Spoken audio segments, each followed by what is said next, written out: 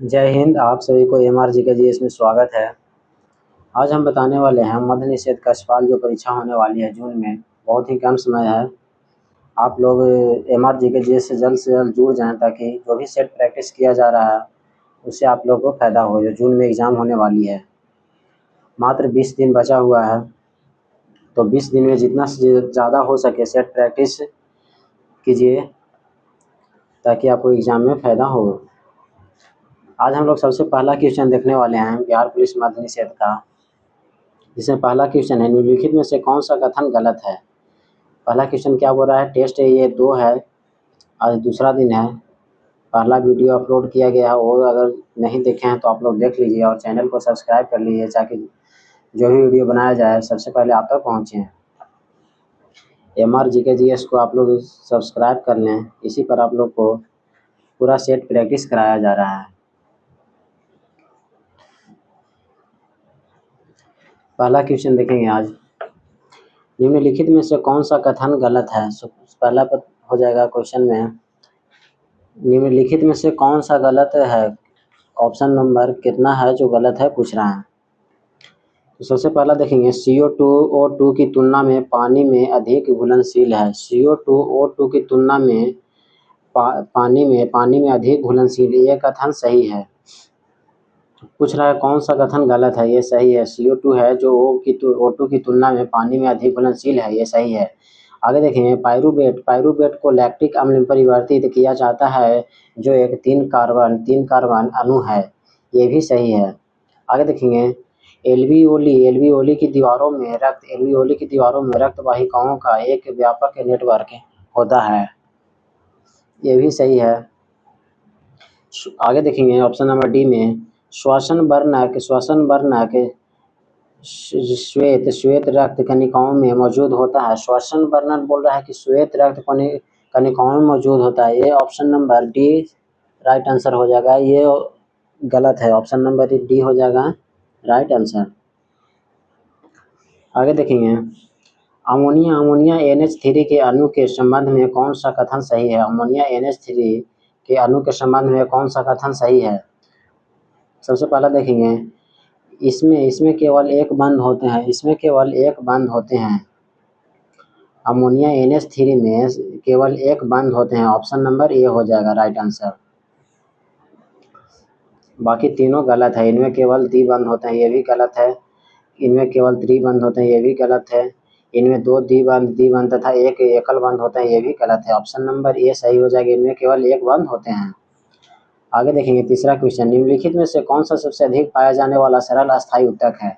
बोल रहा है निम्नलिखित में से कौन सा है जो सरल अस्थायी उत्तक है। सरल अस्थायी उत्तक कौन है, तो ऑप्शन नंबर सी हो जाएगा पैरेनकाइमा। ऑप्शन नंबर सी हो जाएगा राइट आंसर, पैरेनकाइमा है जो सरल अस्थायी उत्तक है पैरेनकाइमा। आगे देखेंगे चौथा नंबर क्वेश्चन, एम्पियर के परिपथ नियम द्वारा विद्युत चुंबकत्व के किस पहलू का वर्णन किया गया है। एम्पियर के परिपथीय नियम द्वारा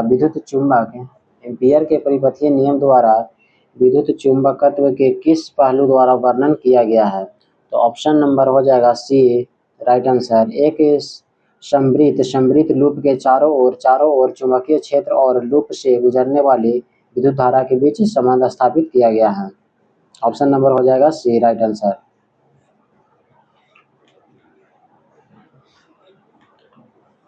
आगे देखेंगे 5 नंबर क्वेश्चन, यदि तार की लंबाई 2 गुनी कर दी जाए। बोल रहा है यदि तार की लंबाई 2 गुनी कर दी जाए, तार के अनुप्रस्थ काट का क्षेत्रफल आधा कर दिया जाए तो पदार्थ की प्रायिकता पर क्या प्रभाव पड़ेगा।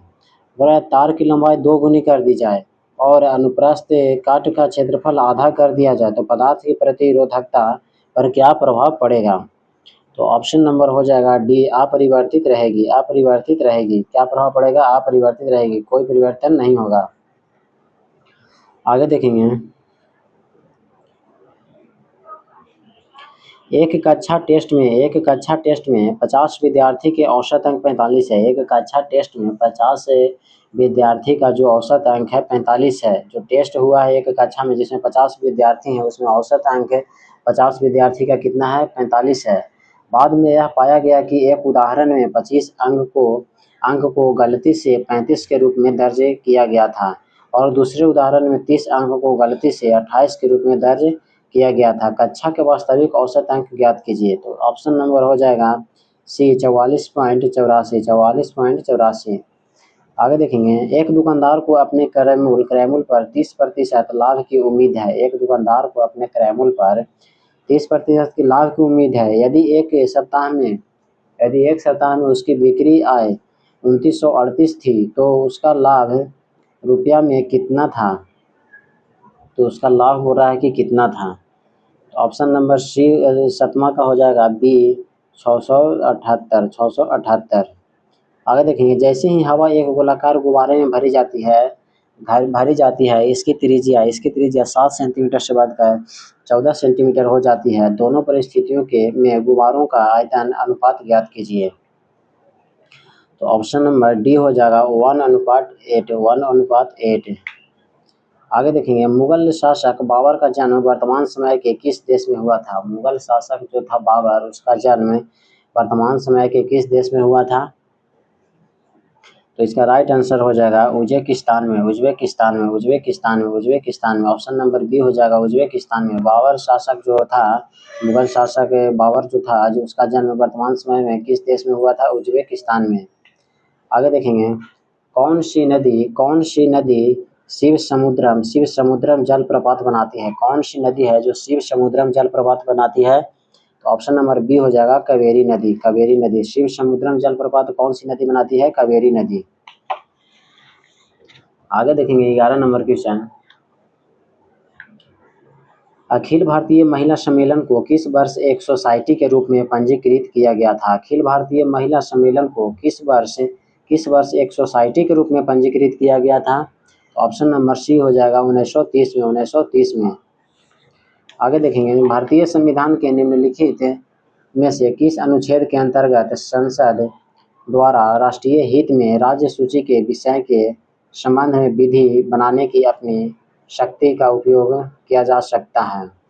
कौन सा अनुच्छेद है जिसमें राष्ट्रपति के हित में राज्य सूची के विषय के संबंध में विधि बनाने की अपनी शक्ति का उपयोग किया जा सकता है? इसका राइट आंसर हो जाएगा ऑप्शन नंबर ए 249, अनुच्छेद 249।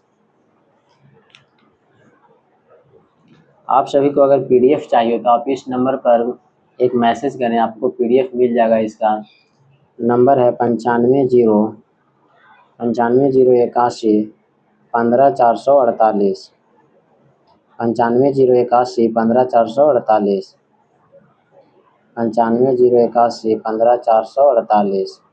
इस पर मैसेज करें, आपको पीडीएफ अवेलेबल कर दिया जाएगा। आगे देखेंगे, लोकसभा के सदस्यों को पद की शपथ कौन दिलाता है? लोकसभा के सदस्यों को पद की शपथ कौन दिलाता है? आप लोग कमेंट जरूर करें। ऑप्शन नंबर ए होगा या बी होगा सही, या सी होगा या डी होगा? आपको समय देते हैं। लोकसभा के सदस्यों को पद की शपथ कौन दिलाता है? लोकसभा के सदस्यों की पद का शपथ कौन दिलाता है? ऑप्शन नंबर हो जाएगा 13 के सी, राष्ट्रपति। लोकसभा के सदस्यों को पद की शपथ कौन दिलाता है? राष्ट्रपति। लोकसभा के जो सदस्य होते हैं उनको पद की शपथ कौन दिलाता है? राष्ट्रपति। ऑप्शन नंबर सी हो जाएगा। आगे देखेंगे, सिख धर्म के प्रथम गुरु और संस्थापक गुरु नानक देव जी का जन्म निम्नलिखित में से किस स्थान पर हुआ था? जो सिख धर्म के प्रथम गुरु थे गुरु नानक देव, उनका जन्म निम्नलिखित में से किस स्थान पर हुआ था? तो उनका जन्म बिहार में हुआ था, बिहार के जिला पटना में हुआ था। ऑप्शन नंबर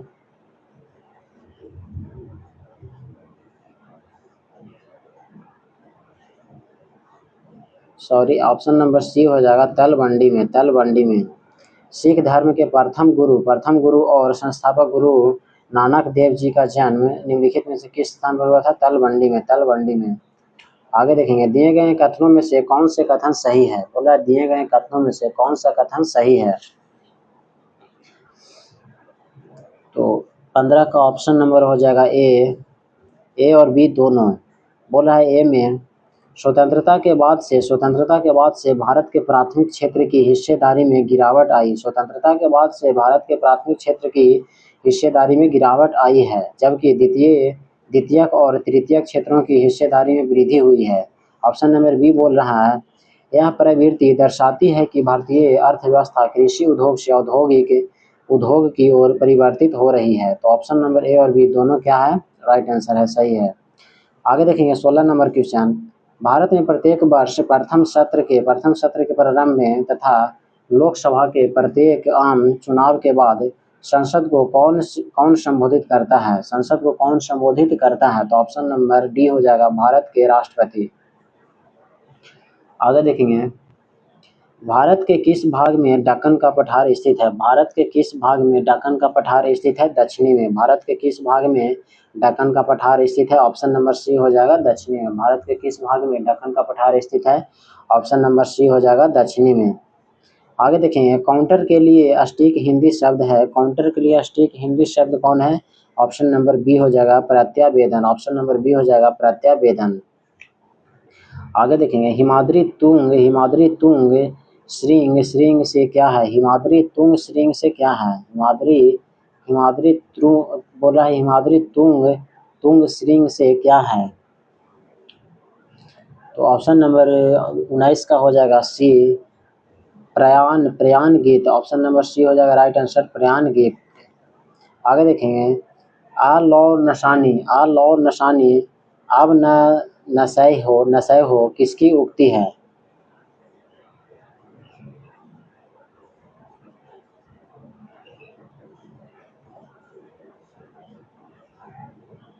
आ लौ नशानी अब न नशय हो किसकी उक्ति है? ऑप्शन नंबर 20 की हो जाएगा, ऑप्शन नंबर राइट आंसर ये हो जाएगा, तुलसीदास।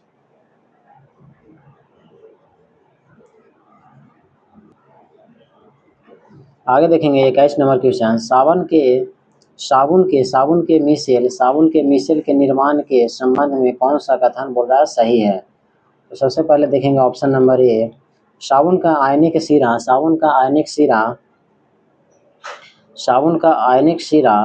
गुच्छ की सतह पर और कार्बन श्रृंखला गुच्छ के अंदर होती है। ऑप्शन नंबर बी में देखेंगे साबुन का आयनिक सिरा गुच्छ के अंदर और कार्बन श्रृंखला गुच्छ के बाहर होती है। ऑप्शन नंबर सी बोल रहा है आयनिक सिरा और कार्बन श्रृंखला दोनों गुच्छ के अंदर होती है। ऑप्शन नंबर डी है आयनिक सिरा और कार्बन श्रृंखला दोनों गुच्छ के बाहर होती है। Option number right answer A हो जाएगा, ऑप्शन नंबर ए, साबुन का आयनिक सिरा गुच्छ की सतह पर और कार्बन श्रृंखला गुच्छ के अंदर होती है। ऑप्शन नंबर राइट आंसर हो जाएगा ए।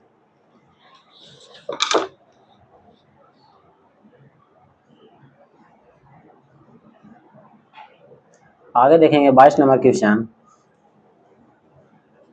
किसी गतिशील वस्तु की गतिज ऊर्जा निम्नलिखित में से किस राशि पर निर्भर करती है? बोला किसी गतिशील वस्तु की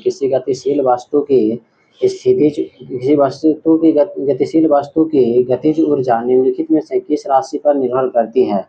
तो ऑप्शन नंबर 22 का हो जाएगा राइट आंसर ए, 1 और 2, यानी कि पिंड का द्रव्यमान और वेग का वर्ग दोनों पर निर्भर करती है। आगे देखिए निम्नलिखित वैज्ञानिकों में से किसको पोलोनियम तत्व की खोज का श्रेय दिया जाता है? निम्नलिखित वैज्ञानिकों में से किसे पोलोनियम तत्व की खोज का श्रेय दिया जाता है? ऑप्शन नंबर डी हो जाएगा मैरी क्यूरी को पोलोनियम तत्व की खोज का श्रेय दिया जाता है। मैरी क्यूरी को पोलोनियम तत्व की खोज के लिए श्रेय दिया जाता है। आगे देखेंगे 24 नंबर क्वेश्चन। यदि किसी परिनालिका के फेरों की संख्या में वृद्धि होती है तो उसका बोल रहा है चुंबकीय क्षेत्र घटता है, चुंबकीय क्षेत्र नियत रहता है, चुंबकीय क्षेत्र घटकर शून्य हो जाता है, चुंबकीय क्षेत्र बढ़ता है। ऑप्शन नंबर डी हो जाएगा राइट आंसर, चुंबकीय क्षेत्र बढ़ता है। यदि किसी परिनालिका के फेरों की संख्या में वृद्धि होती है तो उसका चुंबकीय क्षेत्र बढ़ता है, तो उसका चुंबकीय क्षेत्र क्या होता है? बढ़ता है। तो उसका चुंबकीय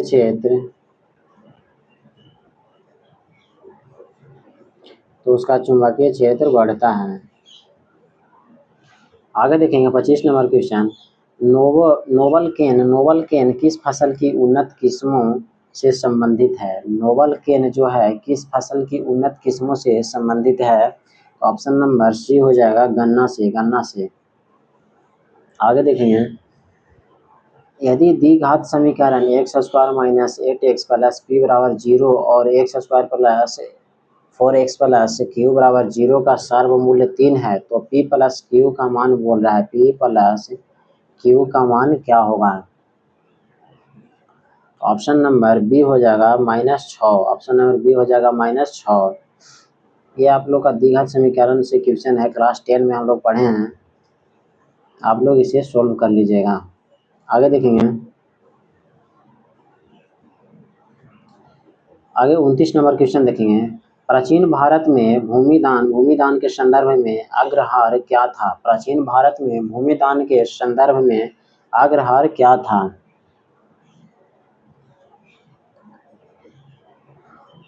पहला ऑप्शन नंबर है व्यापार विस्तार के लिए व्यापारियों को भूमि आवंटित करना। दूसरा में बोल रहा है योद्धाओं को सैन्य उपलब्धियों के लिए भूमि आहार देना। ऑप्शन नंबर सी में है शाही उद्यानों के निर्माण हेतु भूमि आरक्षित करना। ऑप्शन नंबर डी में है राजाओं या संरक्षकों द्वारा ब्राह्मणों को दान में भूमि देना।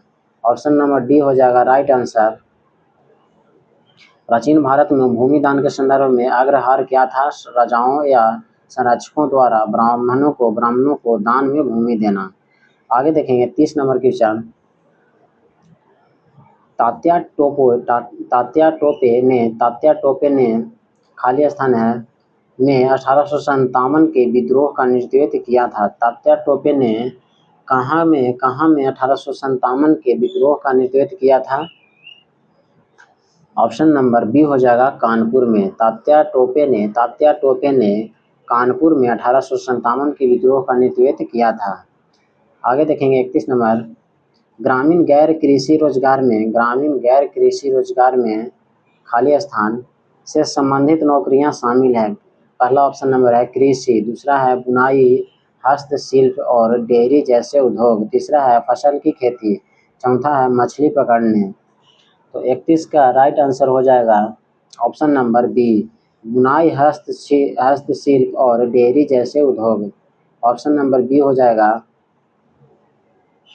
ग्रामीण गैर कृषि रोजगार में बुनाई, हस्तशिल्प और डेयरी जैसे उद्योग से संबंधित नौकरियां शामिल हैं। आगे देखेंगे 32 नंबर। स्वर्णिम चतुर्भुज राजमार्ग नेटवर्क की कुल लंबाई लगभग कितनी है? स्वर्णिम चतुर्भुज राजमार्ग नेटवर्क की कुल लंबाई कितनी है? तो 32 का ऑप्शन नंबर राइट आंसर हो जाएगा option number B 5846 kilometre. 5846 kilometre. आगे देखेंगे 33 नंबर क्वेश्चन। चंद्रगुप्त मौर्य का पुत्र निम्नलिखित में से कौन था? चंद्रगुप्त मौर्य का पुत्र निम्नलिखित में से कौन था? चंद्रगुप्त मौर्य का पुत्र कौन था? बिंदुसार। चंद्रगुप्त मौर्य का पुत्र कौन था? बिंदुसार। राइट आंसर हो जाएगा B, Bindusara.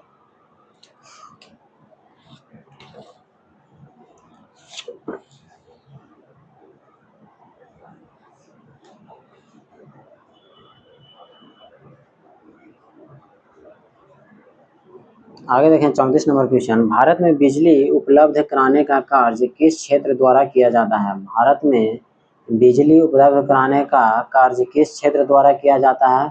Option number C हो जाएगा पावर क्षेत्र के द्वारा किया जाता है, बिजली का उपलब्ध है। आगे देखेंगे निम्नलिखित में से किसने भारत को अंग्रेजों के चंगुल से स्वतंत्र करवाने के लिए आज़ाद हिंद फौज बनाने का रास्ता चुना था? आज़ाद हिंद फौज का रास्ता किसने चुना था भारत को आज़ाद दिलाने के लिए? Option number right answer A हो जाएगा सुभाष चंद्र बोस ने। आगे देखेंगे 36 नंबर क्वेश्चन। आप सब लोग जितना से जितना ज़्यादा हो सके सेट प्रैक्टिस करें, ताकि अभी मई चल रहा है, 5वां महीना, 6ठा महीना में एग्ज़ाम होने वाला है। जून में एक नोटिफिकेशन जो है वायरल हो रहा है, 14 जून से स्टार्ट होने वाला है। तो उसी के हिसाब से हम लोग अध्ययन करेंगे, पढ़ाई करेंगे, ताकि एग्ज़ाम को आते आते काफ़ी ज़्यादा हम लोग सेट प्रैक्टिस कर लें, ताकि एग्ज़ाम में फ़ायदा हो सेट प्रैक्टिस से। आगे देखेंगे 36 नंबर क्वेश्चन। 1971 में लघु कृषक विकास एजेंसी और सीमांत कृषक एवं कृषि मजदूर एजेंसी की स्थापना। लघु कृषक विकास और सीमांत कृषक एवं कृषि मजदूर की एजेंसी की स्थापना संतुष्टियों पर की गई थी। किस संतुष्टियों पर की गई थी बोल रहा है। 36 का ऑप्शन नंबर हो जाएगा, राइट आंसर ए हो जाएगा, अखिल भारतीय ऋण समीक्षा समिति। अखिल भारतीय ऋण समीक्षा समिति। आगे देखेंगे 37 नंबर क्वेश्चन। कौन सा संगठन शेयर बाजार को नियंत्रित और इसकी निगरानी करता है। कौन सा संगठन शेयर बाजार। आज हम लोग 37 क्वेश्चन किए हैं, आगे हम लोग नेक्स्ट क्लास में करेंगे। अभी लाइन कट जाने की वजह से आज यहीं पे क्लास समाप्त होता है। बारिश हो रहा है, इसी की वजह से लाइन कट गया है। तो आगे हम लोग नेक्स्ट क्लास में देखेंगे। आगे आज तक इतना ही। तो आप सब लोग जितना से ज़्यादा हो सके सेट प्रैक्टिस करें, ताकि जो अभी जून में एग्ज़ाम होने वाली है बिहार पुलिस मद्य निषेध का, उसमें सेट प्रैक्टिस से बहुत ही फ़ायदा होता है। सेट प्रैक्टिस करना किसी भी एग्ज़ाम के लिए बहुत ही आवश्यक है।